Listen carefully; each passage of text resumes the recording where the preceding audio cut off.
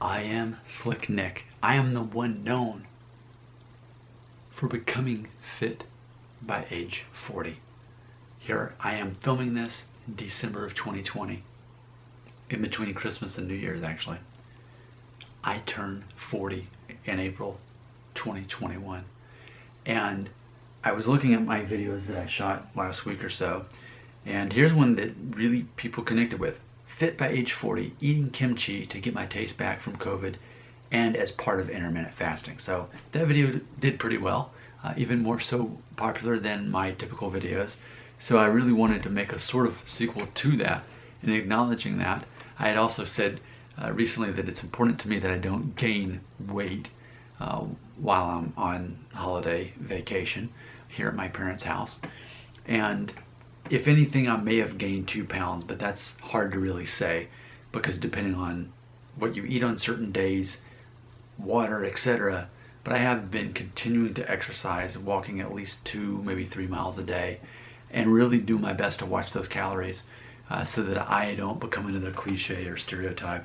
Oh man, look, I gained 10 pounds and now I better hit the gym hard. Well, I was going to be hitting the gym hard anyway, but ultimately, what I wanted to share in this specific video, I was watching a video on YouTube asking the question, why is it that people in Japan are not overweight? Why are they fit? And from what I remember seeing, something like about 1/3 of Americans are overweight, but only about 3% of Japanese people are overweight. So why are we 10 times more likely to be overweight? And why are we at the very top of the list for getting cancer, and they're at the very bottom in that top 50 list? Why is that?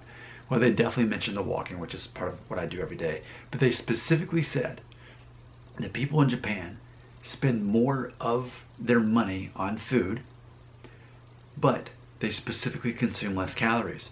So something about Japanese culture by default, they're consuming less calories, but they're paying more money for those calories.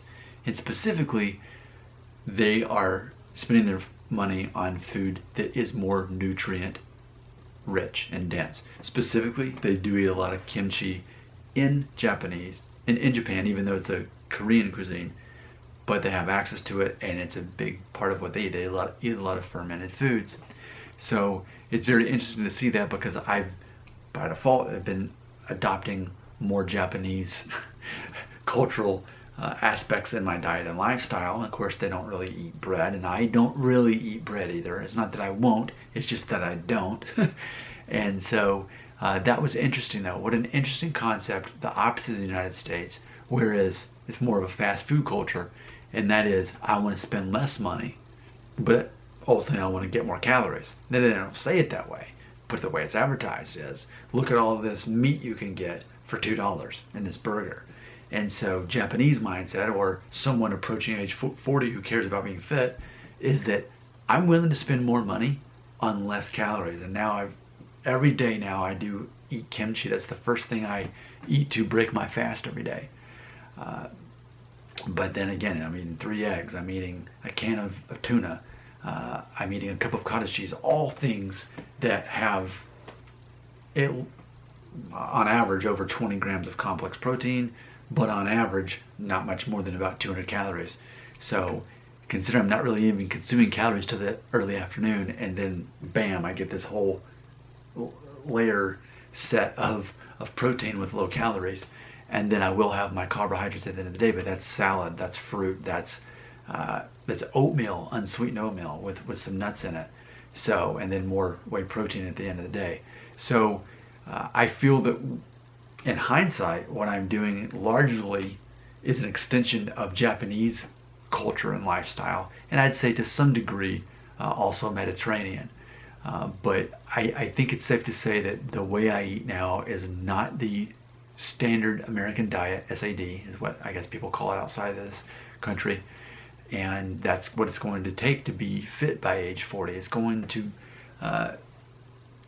require being the exception to the rule. And if you haven't seen my video that I have done on Cracker Barrel, you think, but isn't that like the epitome of American restaurants? Like, well, there's an art to it, and you can actually very easily eat very fit and healthy at Cracker Barrel. You can look at your calories, you can match up your sides. I love to get the sweet potato with nothing on it, the turnip greens, the cabbage, So we got some fermented food in there, and then I typically get the fish.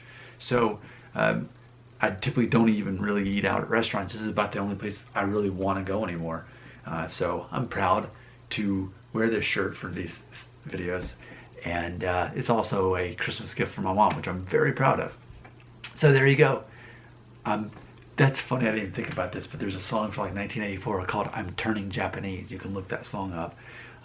And I guess in some ways I am becoming more Japanese than I am American in order to reach my goal. I will close this video by again showing off my new pants, which are they're the slim fit. I mean, it's just so nice to be able to wear, well, I can't really see in this video much, can you?